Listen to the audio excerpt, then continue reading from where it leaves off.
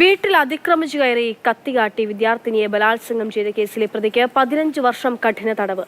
കൊല്ലം കരവാളൂർ സ്വദേശി Aneesh കുമാറിനെയാണ് Punalur assistant sessions കോടതി ശിക്ഷിച്ചത്. തെങ്കാശിയിൽ മലയാളിയായ റെയിൽവേ ഗേറ്റ് കീപ്പറെ ബലാത്സംഗം ചെയ്യാൻ ശ്രമിച്ച കേസിലും പ്രതിയാണ് ഇയാൾ. 2018 കേസിനാസ്പദമായ സംഭവം. യൂണിവേഴ്സിറ്റി പരീക്ഷയ്ക്കായി വീട്ടിൽ നിന്ന് കോളേജിലേക്ക് പോകാനിറങ്ങിയ വിദ്യാർത്ഥിനിയെ കത്തികാട്ടി പ്രതി ഭീഷണിപ്പെടുത്തി. വീട്ടിനുള്ളിൽ വെച്ച് ക്രൂര പീഡനത്തിന് പെൺകുട്ടിയെ ഇരയാക്കി.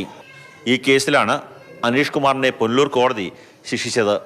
തടവ് ശിക്ഷ കൂടാതെ 60,000 രൂപയും പ്രതി പിഴയൊടുക്കണം. പ്രതിക്ക് 376 ബലാത്സംഗ കുറ്റത്തിന് 7 വർഷവും 50,000 രൂപ പിഴയും, വീട്ടിൽ അതിക്രമിച്ച് കയറി ഈ കുറ്റകൃത്യം ചെയ്തതിന് 5 വർഷം കഠിന തടവും അതുപോലെ തന്നെ 10,000 രൂപ പിഴയും, 506(2) മരണഭീതി ഉണ്ടാക്കിയതിന് 3 വർഷത്തെ കഠിന തടവുമാണ് കോടതി വിധിച്ചിട്ടുള്ളത്. ഈ ശിക്ഷയെല്ലാം പ്രത്യേകം അനുഭവിക്കണം എന്നാണ് കോടതി വിധിച്ചിട്ടുള്ളത്.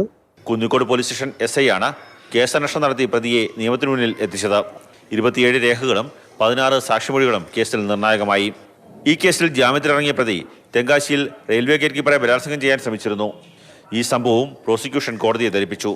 തുടർന്നാണ് അനീഷ് കുമാറിനെതിരെ 15 വർഷം കഠിന തടവും പിഴയും വിധിച്ചത്. മാതൃഭൂമി ന്യൂസ്, കൊല്ലം.